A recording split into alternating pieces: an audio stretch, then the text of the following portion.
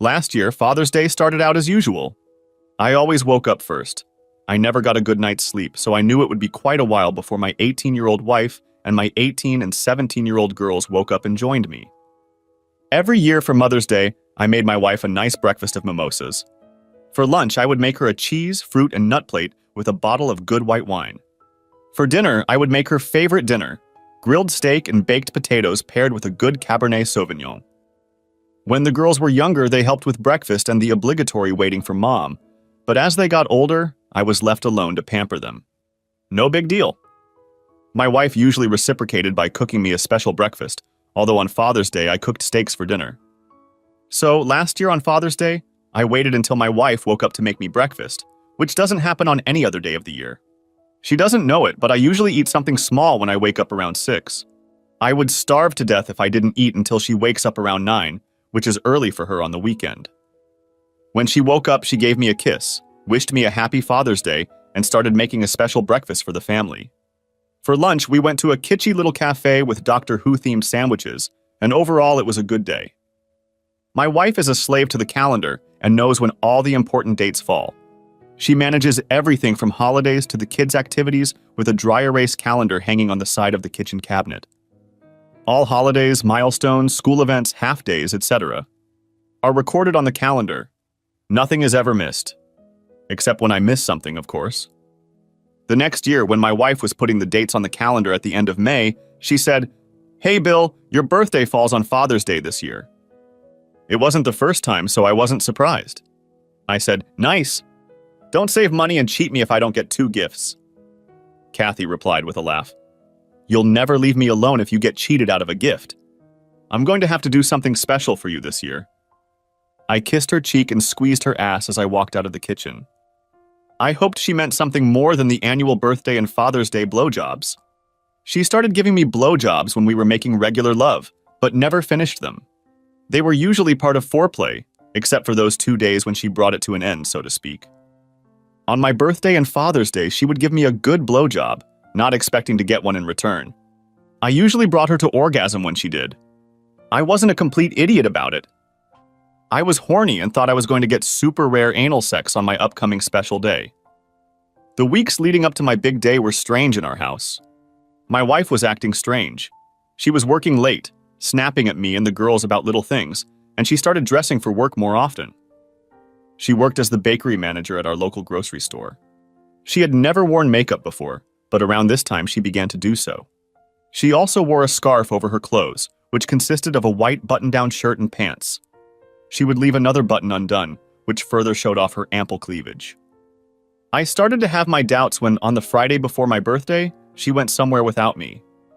We often met together with a core group of married couples, so she rarely went out with the girls alone. If someone was going out for a drink and invited her along, she would let me know the place and I would meet them. It's not like I was an ogre and wouldn't let her do things on her own. She always said she enjoyed her time more if I was with her. It made me feel good, and I thought our marriage was pretty strong because of little things like that. For my part, I didn't do much without her outside of our social circle either. It just worked for us. We weren't party people or big drinkers. Our idea of a nice Friday night was just hanging out on the couch together and watching a couple of movies. That's why I was surprised to see her coming down the stairs that Friday, dressed to the hilt. She was wearing a new short skirt, nude stockings, and high-heeled shoes. She had also clearly been to the tanning salon and had her hair done. I whistled and asked, "Shit, honey, did I forget about the fact that we're going out? Let me get dressed real quick." "No, Bill. I'm going out with a few people from work. I thought you could order a pizza for yourself since our girls are going out too." I was shocked. She had never mentioned it, and it wasn't on her precious calendar. "Oh? You didn't tell me you had plans. I thought we'd finish our shows tonight." A look of fear appeared on her beautiful face, but then she pulled herself together and softened. "I'm sorry, babe. I was just asked today." I made it a point to look her over from head to toe and said, "So you just found out today, and in the hour you were at work before me, you bought a new skirt, went tanning, and got your hair done?" I was getting angry. She was lying to me, but I couldn't prove it. I couldn't believe she could cheat on me. It was out of character. She was the epitome of a suburban soccer mom's wife and mother. Our sex life was great, We still made love several times a week. She had no reason to cheat on me. She snapped back, I worked half a day today. I wanted to look good for a change. Before I could respond, she was out the door without another word, leaving me wondering what the hell had happened. I waited for her, and she came home just before midnight. Her hair was no longer lying down, but was put up in a regular ponytail. So much for the hairstyle. She walked past me without a word and went upstairs. A few minutes later, I heard the shower running. I could only shake my head and wonder what she had done that she had to shower before bed. She didn't come down and say goodnight before going to bed. I realized that something was wrong in my perfect little world, and wondered how wrong. I work in the retail industry, so I was at work on Saturday morning. Usually when I was getting ready for work, she would wake up and kiss me goodbye before going back to bed. That morning I got nothing. Once again, I was shocked. When I got to the store, I saw Missy waiting at the entrance. Missy was the morning barista at our big store's coffee shop. She was a pretty red-haired girl whose blue eyes were striking. As happily married as I was, I couldn't help but take notice of her. I had always liked redheads. "Hey, Bill," she called out as I approached the entrance. It was still locked, since it was a half hour before the store opened. The guys on the night crew could have let her in, but as she had told me before, she didn't feel comfortable alone in a store with a bunch of guys. "Good morning, Missy," I said as I opened the doors in front of us. "What's wrong, Bill?" "You look like someone killed your cat." "I'm sorry, I have a lot on my mind today." She gave me a strange look, but left it at that. "Give me a few minutes and I'll pour you a cup of our best." I forced myself to smile and said, "Sounds good. I'll see you soon." I locked the doors as she hurried to get the cafe ready for the morning rush. I knew she would be very busy once the store opened. Our little cafe was always crowded in the mornings. As I walked the floor, I would check on the crews who were preparing their departments. I always went around the departments in the morning. This was not necessary as I had a very good team of department managers, but it gave me a chance to say hello and make small talk. I felt it was important to maintain a good relationship with my team members, and I think they appreciated my efforts. The last stop on my walk was a coffee shop where Missy had my large black coffee waiting for me. "Here you go, boss. 1 cup of Megamart's best beer." "Thanks, Missy." I put $2 on the counter. "No, Bill. He's in the house today." "No way, Missy. I pay for everything here. The last thing I need is someone getting mad at me and calling corporate to denounce me." She gasped. "Bill, I would never—" "I didn't mean you, Missy. I can't take any chances, even for a $2 coffee. You'd be surprised at the things I have to put up with if I deny someone a day off or cut overtime. It's just unreasonable." "All right, boss. Fair enough." I waved goodbye and sipped from my mug. I'm sure some of the employees got free coffee from time to time. There's no way to track it, and who needs to? Too much work because of cheap coffee. I can't imagine watching hours of video to make sure everyone paid. It was different for me. Being in charge of a company was a risk. Employees lost their temper over the dumbest things. I had HR called on me because I was enforcing parking regulations. Seriously, calling HR because you have to park in your backyard. That's ridiculous. The day ended and went pretty quietly. The thing that excited me the most was the old lady who stole the cat food and bird food. It was exactly the kind of day I needed. I was busy enough not to ruminate on my new problems with my wife, but not so busy that I couldn't get everything done on time. When I walked through the door of the house, my wife and daughters were on their way out. I was surprised for a moment, but I looked at the calendar. "Bye, Daddy," my daughter said, kissing me on the cheek goodbye. My loving wife said nothing. They were going to a concert with other moms and daughters. It had been planned a long time ago and was on the calendar, but as usual, I forgot. I was hoping that I would have a chance to talk to Katie and figure out what was going on. I hated not knowing what she had done the night before. After not thinking about it all day, there was nothing left for me to do but ruminate about it tonight. I took this opportunity to do a bit of fooling around. I checked her email but figured it wouldn't work, and it did. No one else was sending emails. She had a cell phone, so I couldn't check her messages or call log. I went over to the hamper to check her clothes from the evening, but since it was Saturday, she had already done her laundry. I accomplished nothing, and after watching the movie, I went to bed feeling no better than before. I woke up on my birthday and Father's Day and started my day as usual. I ate a couple slices of toast, drank some coffee, and sat on the terrace to enjoy the morning. It was a gorgeous day. I enjoyed the birds chirping and wondered what this special day had in store for me. Around 9, I went into the house to refill my coffee and was surprised to see that my wife and daughters were already up and packing lunch. "What's going on?" I asked, wondering why they didn't make me get ready to go somewhere. My daughter Jill said, "We're going to the beach." "Oh," I said, and went upstairs to get dressed for the lake. As I was putting on my shirt, I heard my daughter Jenny yell out, "Bye, Daddy! See you later." The door slammed shut, and I looked out the window to see my wife and daughters leaving. I couldn't believe it. I didn't expect the girls to remember my birthday. I had to remind them of their mother's birthday and Mother's Day, but I couldn't understand Katie not remembering. I walked down the stairs and heard my cell phone ring. I rushed over there, hoping they understood and were going to tell me they were coming back for me, but no. It was my mom. "Hey, Billy! Happy birthday and Father's Day!" "Thank you, Mom." "Kathy has big plans for you guys today?" "No. She took the girls to the beach a few minutes ago." "Really? That's not like her. I'd bet she'd make you a delicious breakfast and make this day special for you." "Yeah, I honestly don't know what's going on right now. She's been acting weird for weeks now." "Well, don't make a fuss. She probably has something special planned for later. I've got to get to church. Love you, Billy." "Love you, Mom." You had to love my mom. She was an eternal optimist, and she loved Kathy as if she were her own flesh and blood. She and Kathy had visited each other regularly since my dad had died a few years before. Kathy wanted to make sure that Mom wasn't too lonely. I was standing there wondering what the hell was going on with my marriage when the phone rang again. It was my assistant, Anne. "Bill, we had an incident at the coffee shop this morning."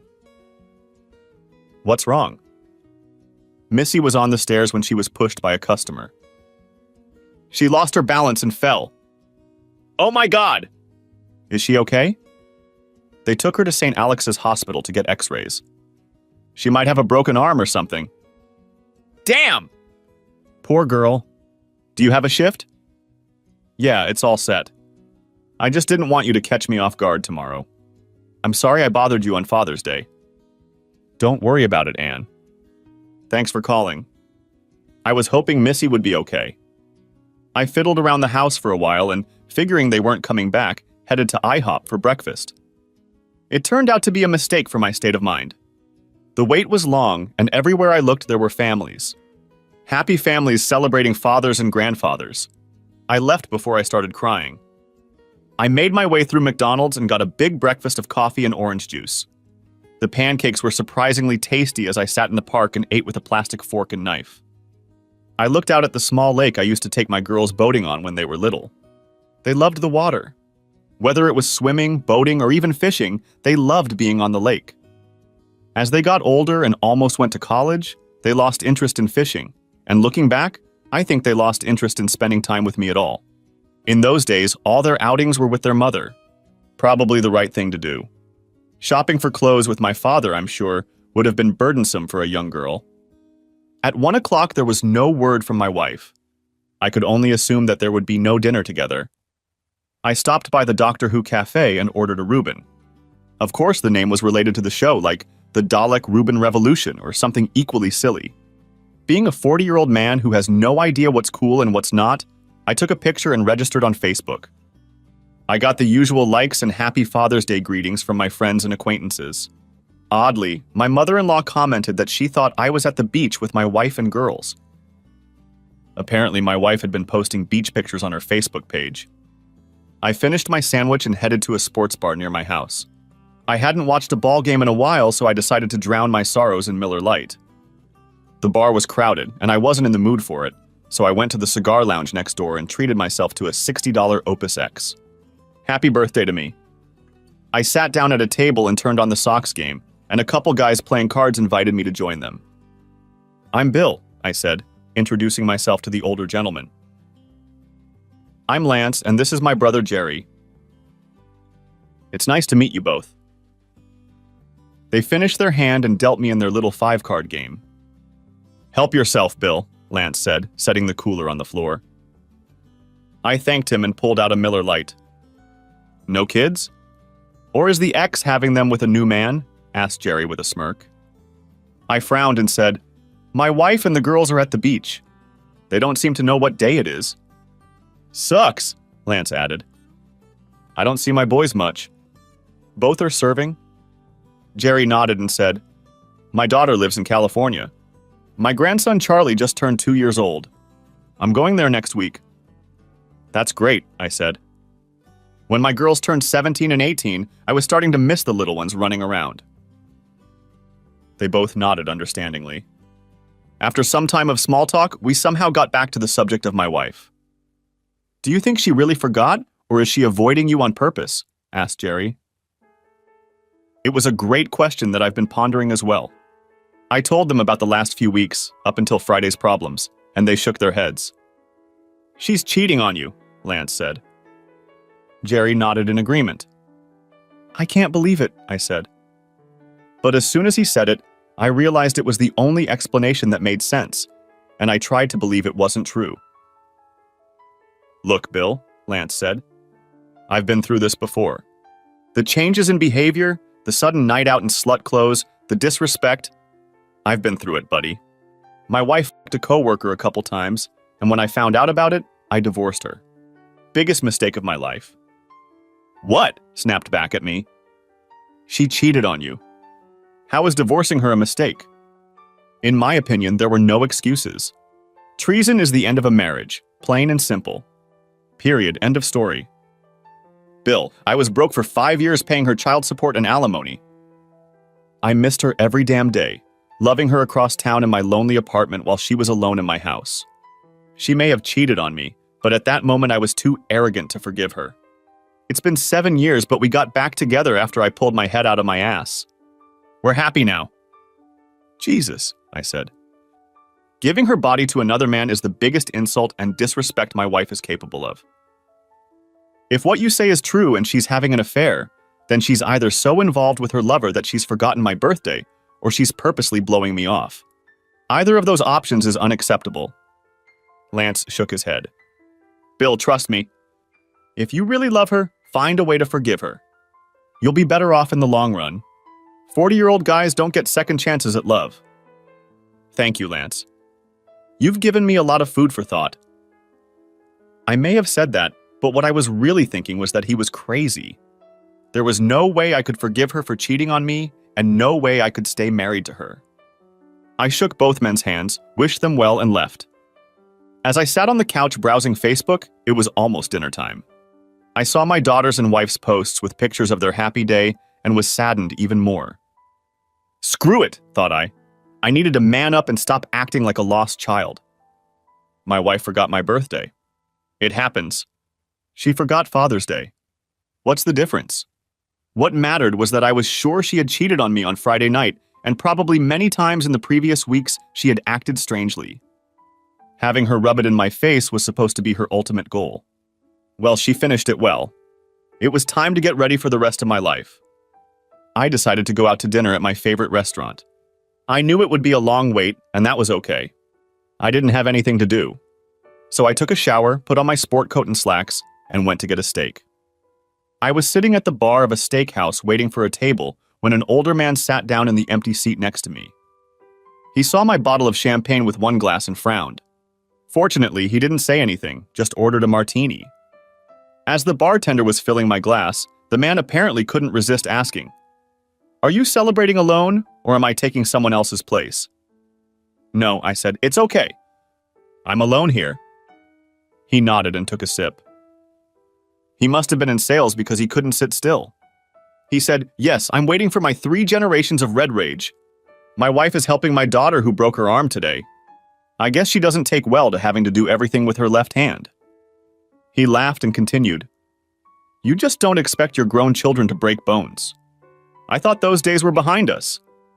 I agreed with his opinion and nodded. Looks like I'll be cooking on my own for a few weeks. My wife will have to take care of Missy and Mia and leave me alone. I popped my head up. "What did you say?" Before he could answer, a little girl shouted from across the room, "Grandpa!" and rushed across the crowded bar. The little ball of red curls jumped into his lap and showered the man with hugs and kisses.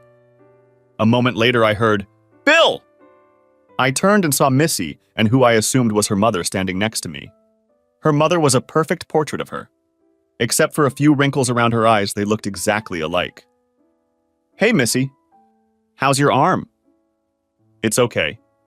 I'm on strong painkillers, so I don't feel anything special. It hurt like hell when they put it in, though." Missy introduced me to her parents, Jack and Mary, and then to her adorable little girl, Mia.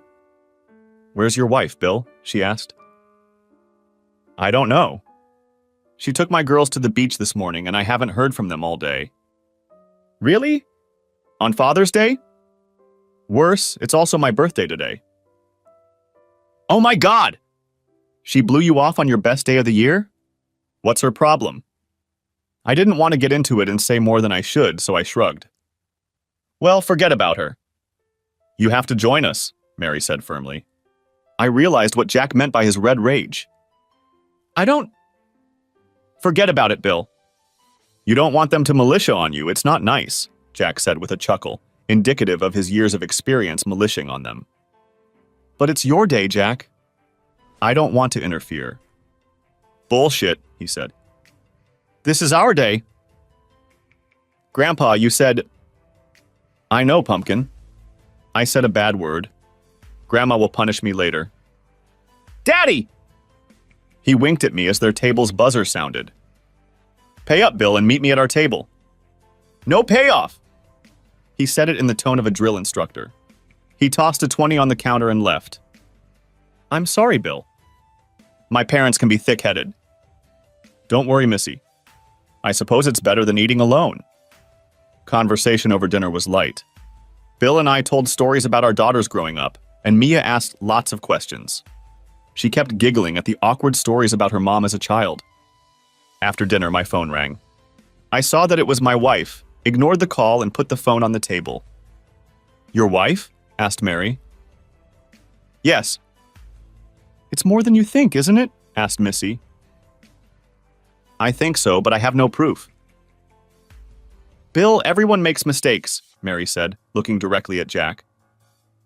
"Maybe you can find a way to forgive her." Missy popped her head up and stared at Mary. I beckoned to the waiter and handed him my credit card. "Well, I've destroyed enough of your meeting. Thank you for inviting me to share a meal with you."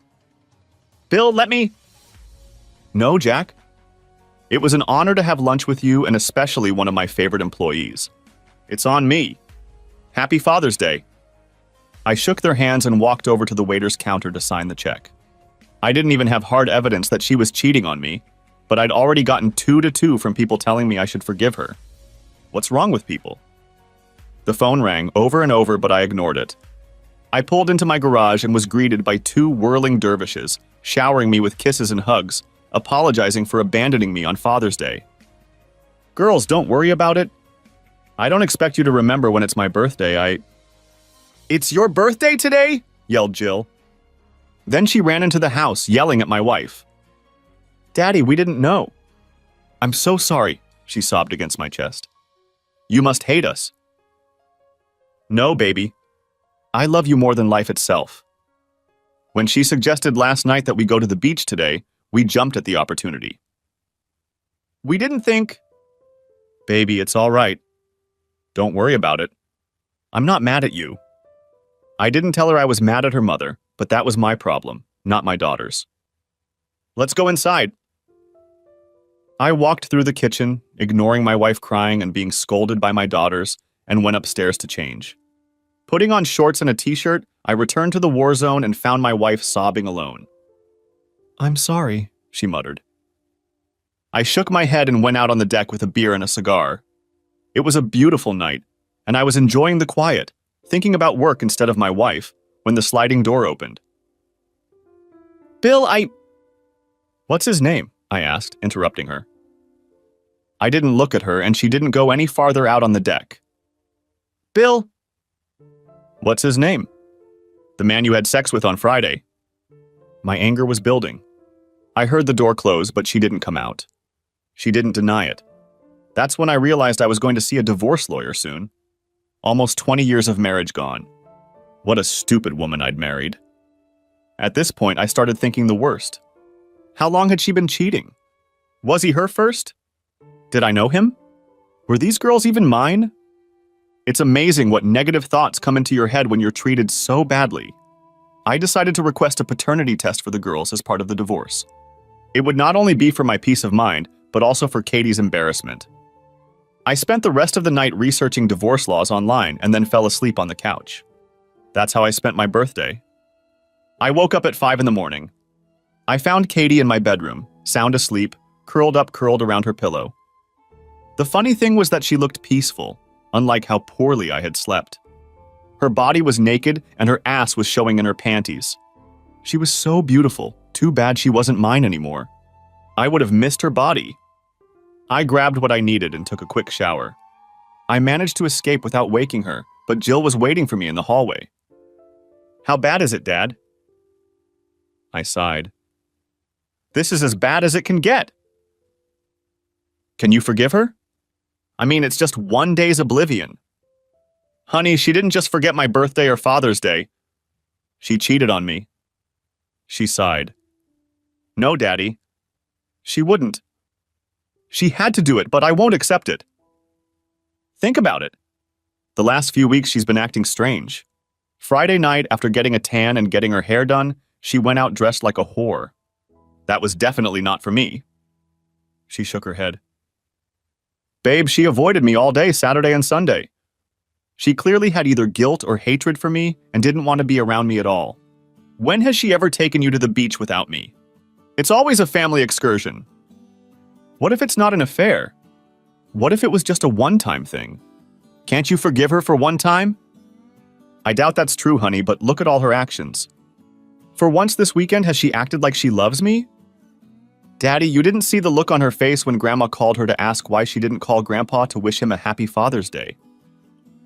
She dropped the phone and yelled, 'No!' So loud we thought Grandpa was having a heart attack or something. He's okay, Dad." Mom sobbed on her knees until we lifted her up and sat her on the couch.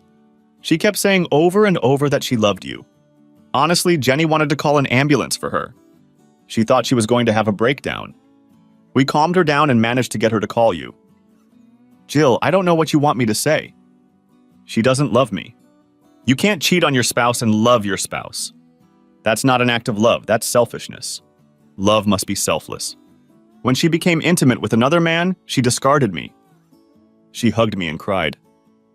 "I'm going to assume it wasn't some random guy she picked up at a bar. She must have flirted or accepted his flirting with her. There must have been intimate touching, perhaps kissing and caressing, all of which preceded her first sex with him. All of these actions leading up to sex are a betrayal to your spouse. You can't be in love with someone and show someone else intimate affection. Please don't divorce her. I have to go to work. I'll talk to you later." She walked into Jenny's room. I'll be sure to tell her about what we talked about. There would be no more secrets in our family. I wondered how much longer we would be a family. I knew Kathy would be too busy at work to try to call or text me, so I was calm most of the day. The only thing that made the day not quite normal was filling out the corporate forms related to Missy's accident. She would be compensated for her vacation, and I hoped she wouldn't be too worried. I didn't know anything about her personal life, except that she wasn't married. She came in to sign the forms and fill out the accident report. I wrote it for her, as she is not good with her left hand, and she signed it. "How are things at home?" she asked. "Not really." She didn't deny it when I told her about her affair. "Shit, Bill. I'm sorry. I'm sure you don't want to know my life story, but I understand how you feel. My ex-husband cheated on me while I was pregnant. I kicked him out before my daughter was born. My mom was furious. She basically called me a throwaway." "Jesus." "I thought it was weird when your mom mentioned last night that she forgave my wife. She was looking right at your father when she said that." "Yeah, I noticed that too. I'm not sure who exactly, but it makes me think one of them was cheating." "I'm sorry." "You shouldn't. They seem happy, so they're free to live as they please. I prefer never to trust a liar." "Me too," I said firmly. Kathy wasn't home when I got home from work. She was probably having sex with her stud, and I was pissed. I got back in the car and drove the 2 miles to her grocery store. I saw her car in the parking lot, and to my surprise, I saw her sitting in it with a young man. When I stopped in front of her car, she noticed me, and I saw her yell, "No!" She opened the door, but I had time to leave. If she was going to cheat on me, he could have taken her. I'm done. I drove home and ran upstairs to pack. I planned to stay in a hotel until I found an apartment. Before I knew it, Jenny and Jill were crying and begging me to stay. Sorry, girls, but your mom was just about to cheat on me when I caught her. She was in the car with some guy when I pulled up beside her. Dad, this has to be a mistake. Girls, I know what I saw. She had a man in her car. Why would she stay after work and have a man in her car if she wasn't going to take him somewhere? She can't say they were just having lunch. There is no innocent explanation for her sitting in the back parking lot after work with a man in her car. Daddy, please don't break up our family, Jenny sobbed. Honey, your mother ruined our family. It's not my fault. I hugged them and kissed their cheeks. I love you, girls. I'll be in touch every day. I left them crying in the bedroom and went to the garage. As I drove out of the garage, I was almost hit by Katie speeding away. I shook my head and drove on. The next week was nothing short of pure hell. I refused to take my wife's calls, and for the first 3 days she called me every hour on the hour. She must have taken a week's vacation because she couldn't call from the shop floor and had to be on the job site all day. She left countless messages begging me to call her. I deleted every one of them. After those 3 days, my mother, mother-in-law, both daughters, and Kathy's sister begged me to talk to her. They all said it wasn't as bad as I thought, but every time I asked them if she had cheated on me, they wouldn't answer. They all knew she had. They just wouldn't admit it. I stopped taking everyone's calls. I told my daughters I would talk to them, but their mother was not to be mentioned. I had to hang up twice before they believed I was serious. At the end of the week, I met with a lawyer. I wanted to just split the house in half. She could own the house until the girls moved out. Then we would sell it. The lawyer said I could get more than half of the proceeds for the house since my contribution to the down payment and monthly payment is more than Kathy's, but I told him to just split everything equally. I thought alimony or maintenance was a done deal, but it turns out that since my wife makes enough money to support herself on her own, I don't have to pay her anything. That was the best news I've heard in a while. I don't have to pay her to fuck her lover. The only catch was that I had no proof of her cheating. The judge might not allow it and reduce it to irreconcilable differences, and I'd have to prove that we were trying to work things out. I'd take my chances. My attorney was preparing to file for divorce and life went on. There would be no forced mediation or counseling. There would be no lawsuits for alienation of affection. There would be no drawn-out fight. The split was fair, and any judge could see that even blindfolded. But nothing comes easy. What she could do was fight. When she was handed the papers, she unleashed her family barrage on me again. Turns out she only f***ed a guy once that Friday before my birthday, or she convinced everyone that she did. I was labeled as the bad guy because I wouldn't let her explain. As if any explanation would have been acceptable. My mother basically called me a wuss because I didn't fight for my marriage. My mother-in-law told me that we are even because I too broke my vows by not staying with her during the hardest times. My daughters told me that I should stay in the family because our divorce would scar them for life. It was unreal. I hadn't done anything wrong, but I was being accused of divorce. It got to the point where I asked my daughters to give their saliva for a DNA test. They refused until I lied to them and told them it was a court order. Kathy wrote me a letter that was mailed to my store. I read it, and it said she was caught up in a kid's attention to her. I say kid because the bastard was only 21 years old. They'd only had sex once in the backseat of his car, and sexually he'd turned out to be worthless. Like the fact that he turned out to be a loser was supposed to fix everything? She also said that when I caught her in the car with a guy, I told him privately to never talk to her again. It didn't matter. She cheated on me once and once was enough. The best part was that because she gave me the letter, I didn't have to prove cheating for the divorce. She did it on her own. That meant I didn't have to file an irreconcilable differences claim and prove that we were trying to work things out. Karma was finally on my side. She tried to resist the divorce, but when the judge saw the terms I proposed and her letter confirming the infidelity, he approved it. I was supposed to be divorced in 60 days. And so I found myself alone on an island of desolation. For refusing to talk to her, I was labeled as immature and an asshole. It got to the point where my mother and my daughters stopped talking to me. It hurt, but I was on the side of righteousness, and if they didn't like it, well, I called my daughters every day. They never answered, but I left voice messages telling them what was going on with me and asking what was going on in their lives. I didn't let them blame me for our lack of communication. I continued to make every effort and get in touch with them, whether they wanted me to or not. One thing that changed was that I started having coffee with Missy on Sundays. It started innocently enough when we ran into each other at a local coffee shop. She and Mia lived in the neighborhood and were out for a walk. I invited them to join me and told her about my suffering while Mia watched cartoons on my iPad. "I'm sure your daughters will come around, Bill," she said. "They're young, impressionable, and living with your wife. There's no telling what nonsense she's put in their heads." I hope you're right. I just hope they're not too far gone. I miss them like hell. The next week, I walked into the same store at the same time and was reading when I heard, "Hey, stranger." I smiled and invited them to join me again. "Is this normal for you, or are you stalking me?" she asked with a smile. "No, I live nearby and I like to have a cup of coffee and read on Sunday mornings. It's kind of lonely at home, so I come here." She sipped from her cup and we chatted about the neighborhood until we parted ways. It wasn't a conscious decision to meet every Sunday, but we did. I enjoyed her company and little Mia was a delight. The day the divorce became final, I knocked on the front door of my old house. My wife answered, and it was obvious she was crying. She didn't say a word, just invited me in. "Are the girls home?" I asked. "They're watching the musical at school." "I know why you're here. I expected you to come tonight." "Really?" I asked with a smirk. "You waited until it was too late to stop it, didn't you?" "Yes," I said. "I knew you would beg and plead and tug at my heart trying to make up, and I couldn't let that happen. You broke my heart, and there's no way I'm forgiving you." "Damn it, Bill. It was one time. One bad mistake. Why couldn't you forgive me? Why couldn't you find a way to stay with me? Didn't you love me as much as I loved you all those years ago?" I laughed. "Did you love me when you flirted with your douche?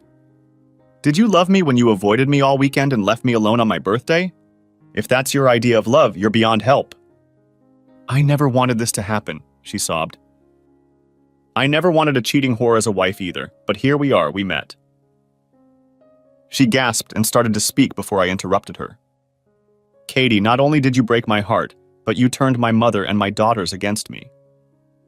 I will never forgive you for that either. It's your fault for acting irrationally." I got angry and said, "If you don't make my mother and my daughters apologize to me and make things right, I will tell every man you date that you are a cheating whore. I will try to ruin every relationship you have in the future because you ruined mine.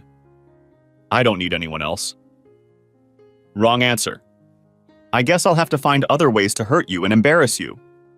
I got up to leave and she grabbed my arm. "It's not my fault. You can't blame me." "Oh no?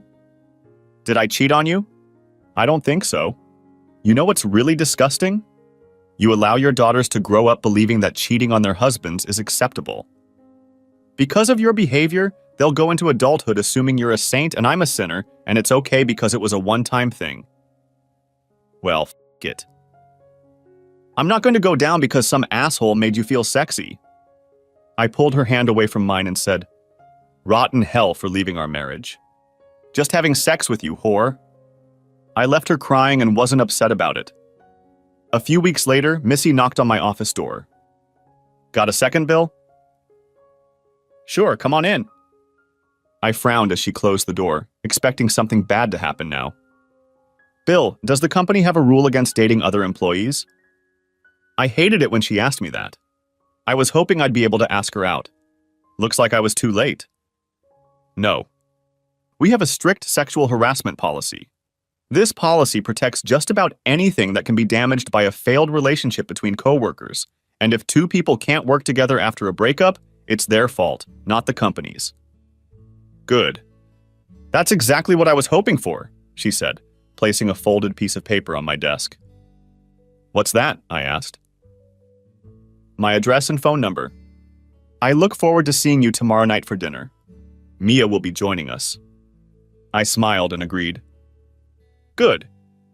You're a good man, Bill. You deserve to be happy, and I want to give you a second chance at happiness. She popped out of my office with a cute spring in her step, and I looked forward to our dinner. Hey, it's Dad. I hope you and your sister are doing well. Business as usual in my world, except a woman at work asked me out to dinner. Well, anyway, I love you and miss you. Please call me soon. Bye. I knew this message would cause some problems, but I didn't care. I needed to move on, and I was glad to see that Missy had taken over, as she had before. Missy was a beautiful woman with an even more beautiful character. Her daughter was very well developed and adorable, and I had already met her parents. I felt like I was finally ahead of the curve. Only 15 minutes had passed when Katie texted me, "I can't believe you're already dating. You're a real bastard." I laughed when I read this. I never realized how delusional she was. To think that I would sit there and worry about her was insane. Maybe some guys would mourn the loss of their marriage at the hands of a cheating wife, but that wasn't me. At 41, I was young enough to find love again. Hell, I was young enough to have more kids if I wanted to. That was worth thinking about. Missy was in her early 30s. She might want to have more kids. I knew it was too early for such thoughts, but as a single mom, these things were probably high on Missy's list of potential suitors. I'm sure she was looking for a husband, not a toy. Though I certainly didn't mind being her toy. I hadn't gotten laid in months. The next evening, I showered and shaved after work and dressed casually. Looking in the mirror, I didn't mind what I saw. I was in good shape with no extra wheels or love handles. I had a full head of brown hair that had yet to show gray. I had a great job that paid well and had money in the bank. I considered myself a pretty good catch for any woman, let alone a young one like Missy. That's when I realized I had no idea how to date someone. When you are married, you are always together and know everything about each other. There was no problem holding hands or kissing. When you came home after a night out, you knew sex was just around the corner. The status quo was comfortable. Oh my God! I had to relearn how to have sex. I knew every point on my ex-wife's body that gave her pleasure. I just had to hope that the next woman I had sex with liked the same thing, or at least had a good relationship with her. I was afraid I wasn't ready to date and regretted getting into the dating scene so quickly. I knocked on the door of her house with a bottle of wine, flowers, and a stuffed animal. I decided it wouldn't hurt to gain Mia's favor. When she opened the door, I was shocked by what I saw. Her curly red hair was loose around her shoulders, and she was wearing the perfect amount of makeup. She was wearing a roomy sundress that came down about 4 inches above her knees, showing off her beautiful legs. She was barefoot, and her toes were painted a hot pink color to match her fingernails. She laughed and asked, "Do I pass the test?" "God, yes," I said, before I could take back my words. She laughed even harder and took the flowers and wine from me. "Mia is watching TV. Go tell her hello. She'll love the bear." She left for the kitchen and I knelt down next to Mia. "Hi, sweetie. I brought you a bear cub." She looked at me apprehensively and then lit up the room with her smile. She held out her hands for the bear and ran to show it to Missy as soon as she picked it up. It brought back fond memories of Jenny and Jill at the same age. I realized how long it had been since we had talked to them, and I missed them even more. "What's wrong?" asked Missy, breaking me from my thoughts. I smiled forcibly and replied, "Nothing. I was just thinking about my daughters when they were Mia's age." "Is it really that bad?" she asked. "They still won't talk to me. Kathy has turned them against me, and I can't change their minds. But I'm still trying. I leave them messages every day and I'm not going to stop." "I'm so sorry, Bill." "I know this is terrible for you. Every day. But I know they listen to my messages. I told them about our date tonight, and Katie texted me to tell me I was an asshole for getting to the point so quickly." "Sorry, that's not too fast, is it?" She bit her lip and looked pretty damn cute while doing it. "Maybe," I answered honestly, "but I'd be happy to find out with you." She smiled and took my hand. "Dinner is ready. I hope you like pasta with meat sauce." "Sounds great." "Oh, I have garlic bread too, so you should be ready for us to make out on the couch later." Mia giggled and I stood there shocked that Missy had gotten so candid. She saw my awkwardness and said, "Bill, we're both adults, and I've known you for 3 years. I know what kind of man you are, and it doesn't take much to realize that I really like you. You're going to be a hot commodity soon, and I want to stake my claim early." "Hot stuff?" I asked. "Yep. You have no idea how much buzz the news of your divorce has caused at the store. Honey, your appearance on the market, so to speak, has caught the attention of many unmarried ladies. You're a handsome man in good shape, you're smart, stable, and we all know how you feel about fidelity." When I sat down at her table, I felt quite good. "So I'm getting in line early," she finished. I took her hand and squeezed it. "I like you too." Mia, not wanting to be left out, said, "Sketty is my favorite." "I like Sketty too." "The fattier the better," I said. Seeing a jar of Parmesan cheese on the table, I added, "And you must have really stinky cheese." She giggled and replied, "It's not stinky cheese. It's Parm. "Stinky cheese," I said, bringing the jar up to my nose and imagining it was the worst smell ever. "Wow, this is really stinky cheese." Missy shook her head as I handed the jar to Mia. She sniffed it, shrugged, and poured a generous portion over the spaghetti. Over dinner, we kept up a light conversation. I asked about Mia's preschool class and her friends. She easily told me all the details she could remember. I enjoyed the conversation immensely. After a while, I realized that Missy wasn't talking. She was smiling broadly and just watching her daughter and I exchange a few phrases. Eventually, she started collecting plates and I said, "Let me help." "Oh no. She hasn't told you about her favorite TV shows yet." She laughed as Mia started telling me about all the best children's shows. After putting Mia to bed, Missy came back and sat next to me on the couch. I handed her a glass of wine and she sighed contentedly, putting her feet up on the poof. I love being a mom, but sometimes it's the best part of the day for me. Instinctively, I put my arms around her. When she snuggled up to me, I said, "It's worse with two." "You bet. Do you think your girls will come around?" "I hope so," I replied thoughtfully. "I'm doing my best right now, but it's still raw for them." She turned and kissed my cheek. "You're a great father. Just don't give up the fight for them." She set down her glass and leaned back in her chair. "Bill, I've already told you that I really like you, and I'm too old to play the will we or won't we game. I'd like to keep seeing you, and that includes inviting you into my bedroom." I was about to tell her we didn't have to do that, but she raised her finger. "I know you want to be a gentleman and all, but you don't have to be. What I'm trying to say is that I don't want to be your girlfriend having sex with you or a friend with privileges.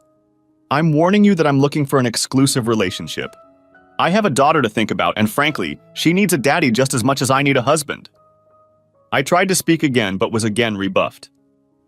This conversation usually ends with the guy picking himself up and running away. I don't think you're like that, but I'm giving you a way out.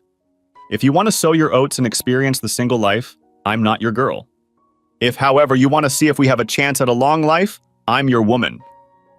"Wow," I said. "Did you prepare that speech or was it given on the fly?" She frowned, misinterpreting my feelings. "Missy, as you said, we've known each other in a working relationship for 3 years now. The last few weeks of having coffee together have been very pleasant. I'm a family man, that's all I've ever been. I don't know how to be single, and the thought of dating scares the hell out of me. If my wife could keep her legs shut, I'd still be a happily married family man. No, I don't want to play on that field." She smiled and took my hand. I continued, "You're beautiful, smart, and you make great spaghetti." She laughed and playfully clapped me on the shoulder. "I'd like to be your boyfriend. Consider me part of creating something good for all of us, including your little girl." We didn't make love that night. As much as I wanted to take her right there on the couch, I decided it was best not to rush things.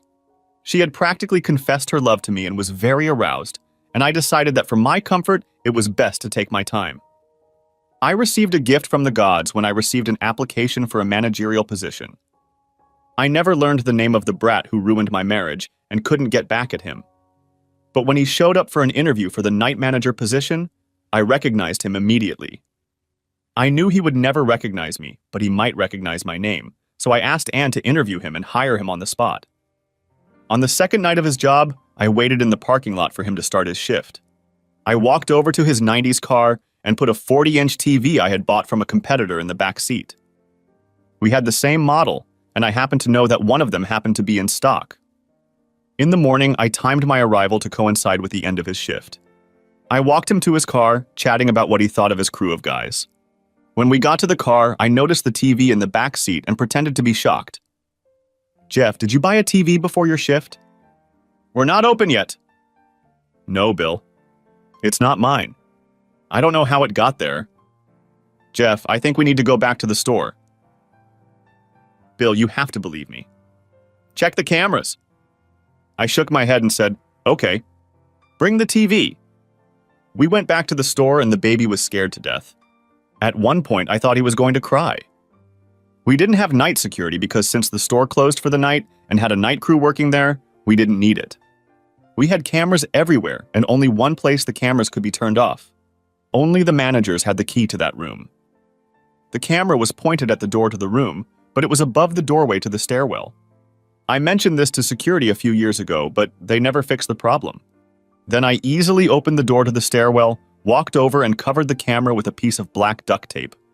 I then disabled the security camera system. Well, technically I shut down the computer that controlled the system. When I brought him into the room and he saw that the computer wasn't working, he panicked and continued to plead his innocence while I called the police, as per the rules. When all was said and done, the guy was convicted of a misdemeanor and got no jail time. I was hoping he'd get a couple months, but it wasn't an expensive enough TV. He had to do a bunch of community service and pay a fine, which oddly enough was more than I paid for the TV. With a felony on his record, he'd also have a hard time finding a retail job. That made me happier, but still not worth the risk I took. The corporation increased security by installing cameras in the parking lot. They were long overdue. He was so stupid he never realized I did it. He tried to blame the team for setting him up, but he couldn't prove anything. They didn't miss him when I fired him. On a chilly Saturday morning, a week after dinner with Missy, I saw her waiting in the car to stay warm. When I parked next to her, she met me at the door and greeted me with a kiss. "Are we still having dinner tonight?" she asked. "Absolutely." "Okay. I have something special I'm cooking for us. You won't want to miss it." "I wouldn't." "Is that the tramp?" asked Katie from behind me, interrupting me. "Excuse me?" shouted Missy, unclenching her claws completely. "Katie, what do you want?" I asked, getting annoyed. "I've been trying to call you." "Did you block my number?" "Yeah. After your 30 messages about how I'm an asshole for continuing to live, I'm done." "What do you want?" "I want to talk about the girls. We need to deal with college.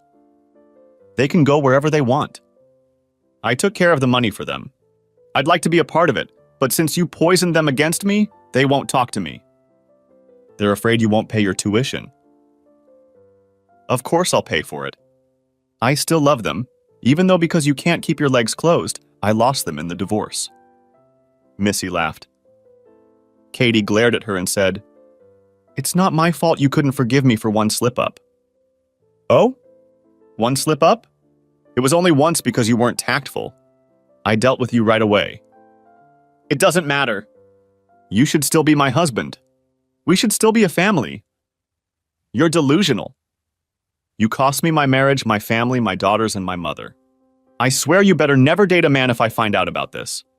You'll never see a second date. No one wants to date a cheating whore, unless they know about your reputation and are looking for easy sex." I turned and walked toward the store. I heard yelling behind me, and when I turned around, I saw that Missy had Katie pinned against the car, jabbing her finger in her face. "Stay away from my man, bitch. You threw him away and I picked him up." I ran up and pulled her away. "Stop it, Missy. She's not worth this kind of trouble." "You heard me, bitch," shouted Katie, and turned and walked toward the store. "Please go away, Katie.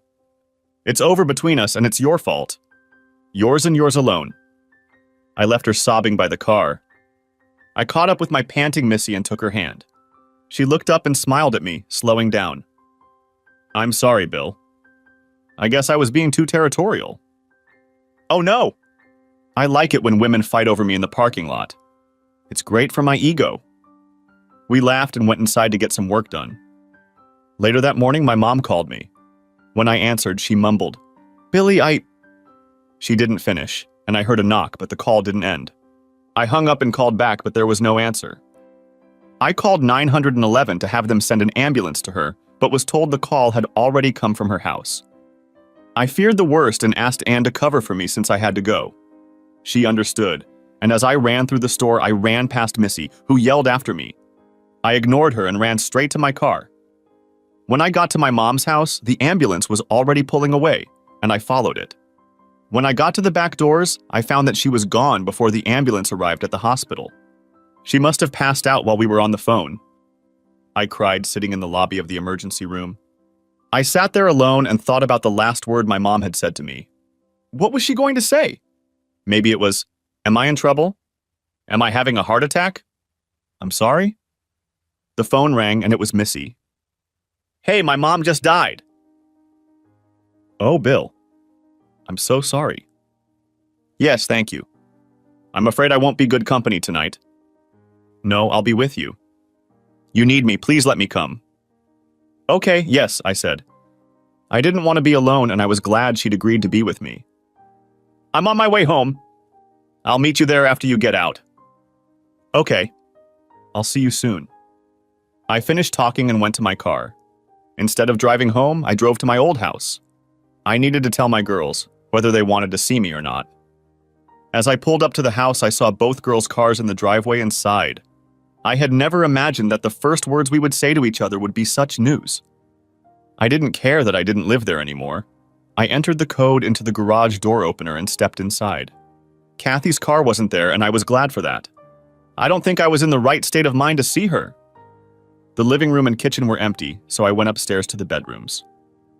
"Daddy!" yelled Jill as I walked into her room. "What do you want?" shouted Jenny, coming in after me. "Did you come to beg?"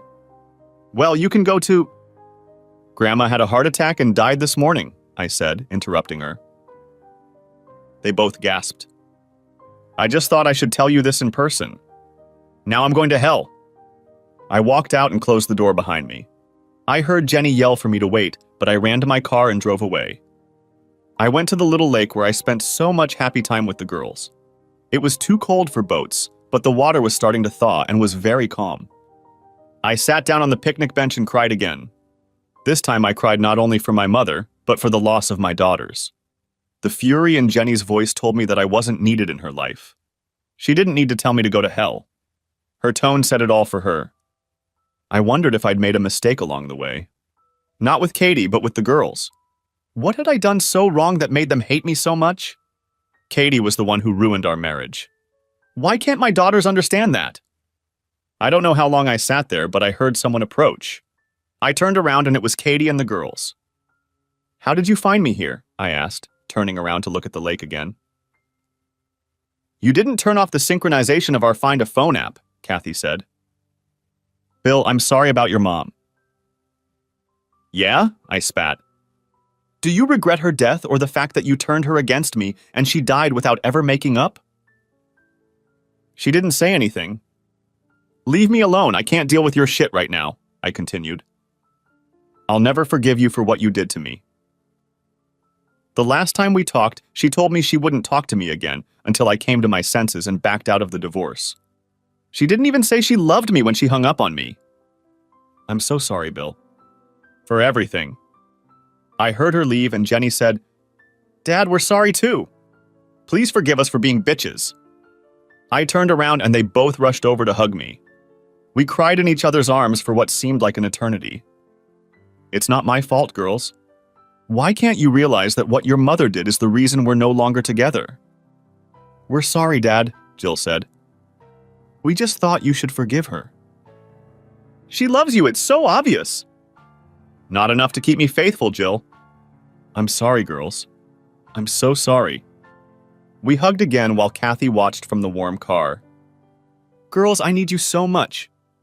You'll be leaving for college soon and I'm going to miss you. We're wasting so much time." "We get it, Daddy," Jenny said. "We're not going to shut you out anymore," Jill added. "I wish your grandmother had a chance to do the same." "Daddy, can we come with you?" "We haven't seen your new house yet. Maybe we could get a pizza." "Sure, tell your mom and let's go." When I pulled into my driveway, I saw Missy's car. I forgot she was coming. Girls, it looks like you're going to meet Missy. Is she your girlfriend? They asked in unison, making me laugh. Yeah, well, I mean, we just started dating. Look how he's blushing, Jenny. It's so cute. They jumped out of the car and were at Missy's door in a flash. They peppered her with questions, and I could see that Missy didn't understand what was going on. Girls, leave her alone. Carry her into the house and I'll introduce you all. They kissed me on the cheek and scurried off to my garage, and I walked over to a shocked Missy. Sorry about that, I said when she opened the door. She smiled radiantly and kissed my cheek. Your daughters? Mm-hmm. Come on, you'll be formally introduced. I wish I knew, dear. I must look awful. I laughed and replied, You're fine. They'll like you. Jenny, Jill? I want you to meet Missy. They hugged. Jenny, as usual, cheekily declared, You're super hot. Jill jumped up and said, Good for you, Daddy. Missy laughed and I was too shocked to say anything. Hey, let's take a quick look around the house, and then I have some things to take care of for Grandma's services. Bill, I'll order some pizzas while you show them around. Sounds good to me, darling. You read my mind. Oh, the girls cooed. I shook my head as Missy smiled. I decided that I would wait until the next morning to call and spread the word about my mom. I'll write an obituary in Monday's paper and post details of the service on Facebook after visiting the funeral home on Sunday. After dinner, we sat around and spent hours telling Missy stories about my mom. My girls, not so innocently, added a few embarrassing stories about me to keep Missy more interested. It wasn't my fault the pier was wet and I fell in the lake, I swear. Before I knew it, it was 10. Girls, time is slipping away from me and it's getting late. They frowned and asked, Can we stay the night? I don't have beds for the guest rooms yet. Tell you what, I'll pick you up in the morning and we'll go out to breakfast, okay? If you don't mind, I could use some help figuring out what to do with Grandma's stuff too. Of course, Dad.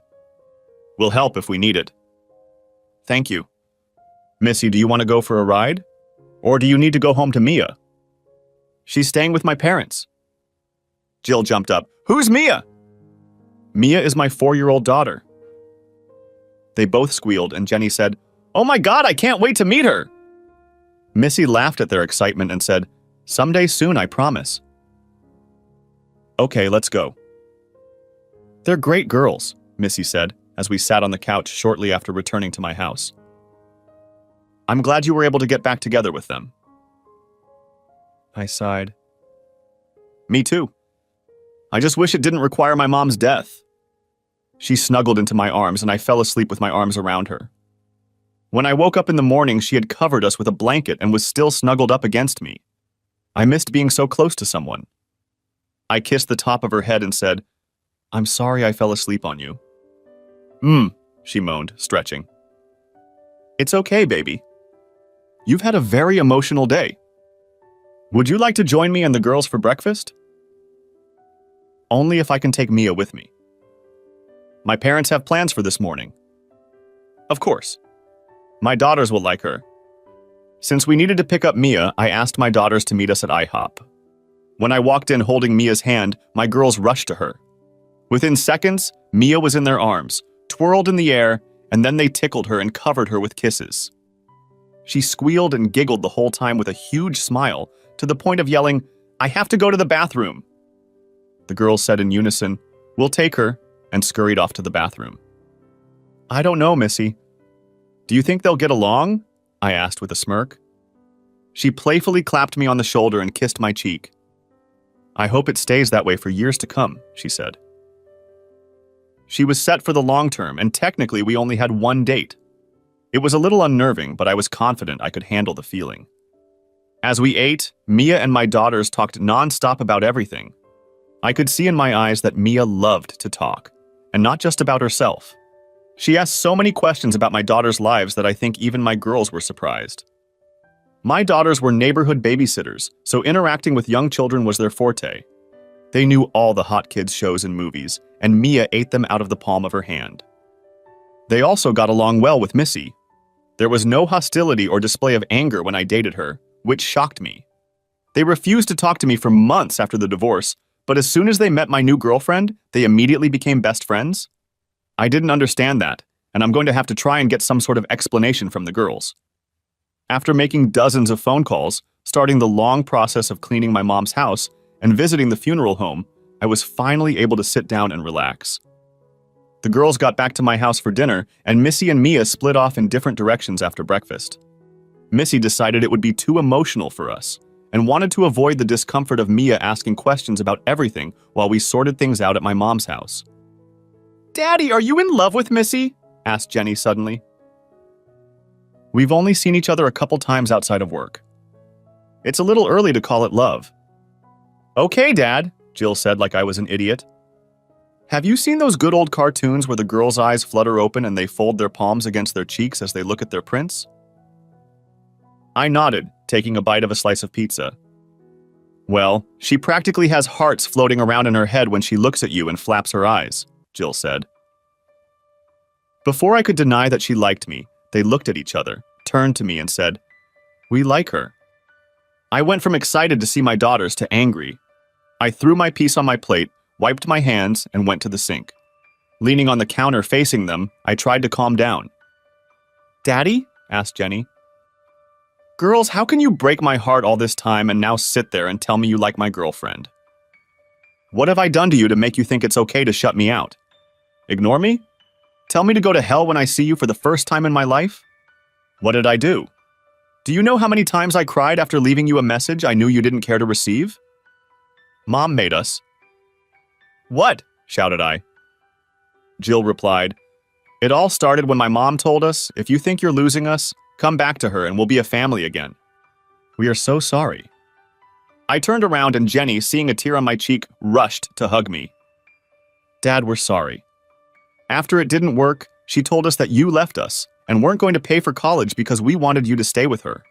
She told us that the messages you left were just a ploy you used in the divorce to make it seem like you were the good guy to please the judge. And you believed that. Dad, how would you react sitting with her day after day and hearing her defend her one-time mistake against 20 years of love? We thought you were being unreasonable." "What about me? Would you let your boyfriend cheat on you?" I didn't get an answer. "Where does the border run?" I asked decisively. "Once? 2? 5? Answer me!" They started crying and we hugged. Their hugs immediately calmed me down and I felt awful. "I'm sorry, girls. I missed you guys so much." After each of them confessed their love to me, I said, "It's time to bring you home. You have school tomorrow. Don't forget to have your mom tell them about the wake and funeral. You're going to need some free time this week." We hugged one more time and I watched with warmth in my heart as they drove away. I looked up at the sky and said, "You didn't have to go to bring the girls back to me, Mom, but thank you. I'll miss you." Wakes are hard for me because I always felt uncomfortable sitting in a room with a dead body. My mom's wake was especially hard. Throughout the day, I walked over to the casket several times and looked at her. She looked peaceful. I was glad that she would see my father again. A few years before, he had died of cancer. He wanted a different kind of funeral without a wake. He, like me, thought it was strange for people to interact with a corpse. Mom had it all planned out. I guess you get older when you think about things like that. She'd even picked out the casket. All I had to do was set a time and day and take care of the small details of setting up the room and the service. I was glad she had done that. I was standing at the front of the room talking to one of her friends when Katie and my girls walked in. My daughters greeted me with warm, tear-filled hugs, and Katie gratefully left me alone. After saying the prayer, Kathy put something in the casket and went to the back of the room where she sat alone. I looked to see what she had put in there, and it was a picture of Kathy and me hugging my mom. She was holding each of our babies in her arms, and a smile a mile wide shone on her face. I picked up the photograph she had hidden away and reverently placed it next to her hands. It was the first time I cried that day. Later, the priest wanted to begin the prayer service. Kathy never left her seat at the back of the room. She engaged everyone. You can't be a family member for as long as she was married and not recognize people, and they all loved her. The protocol was for the immediate family to sit in the front row of chairs. My girls sat on my right and Misty on my left, but that felt wrong. I stood up and turned around. I saw Katie, who was still standing in the back of the room, wiping tears from her eyes. It didn't seem right to me. My mom wouldn't have wanted this. Kathy was as much a daughter to her as she was a wife to me. I walked to the back of the hall. When everyone was sitting and waiting for the service to begin, they noticed me and started following me. I held out my hand to Katie. "Come here to me. You don't need to hide here." She started sobbing and hugged me. Letting go of me, she whispered, "Thank you." We walked to the front of the hall, and my Uncle John gave her his seat, which was next to my daughter. "You're a good man, Bill," Missy whispered, kissing my cheek. It was the strangest feeling of my life, holding Missy's hand when my ex-wife was only a few feet away from me. I prayed that I wouldn't regret it later and have a problem with them.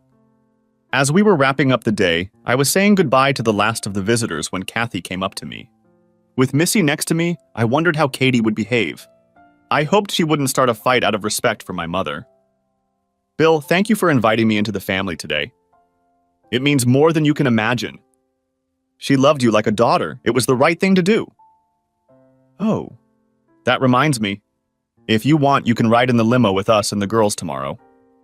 She hugged me and cried. I felt Missy's hand on my waist, and I was afraid a fight was coming. "Well," Katie said, breaking the embrace, "if you don't want anything from me, I'll go home." I shook my head negatively, and she smiled briefly at Missy. "I'm glad you're here for him. You may not know it, but he was a mama's boy. It's going to be really hard on him soon that she's gone." With those words, she turned and left the room. Missy hugged me from all sides and said, "Let's get you home." I threw my keys in my locker and made my way to the kitchen, glad the day was over. Missy was sitting at the table, accepting a cold beer from me. "I think things with Kathy went better than you expected." "You handled it well," she said as I enjoyed my cold Sam Adams.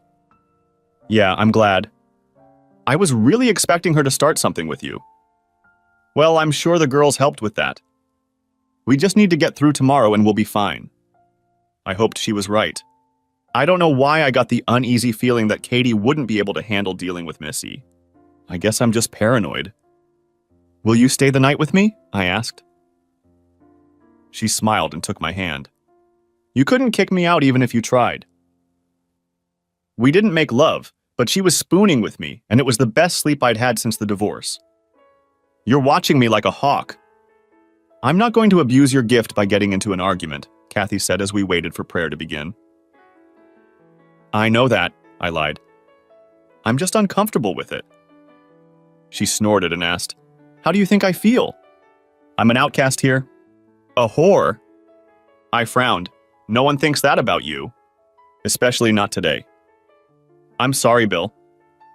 I wish I could make it never happen. I wish."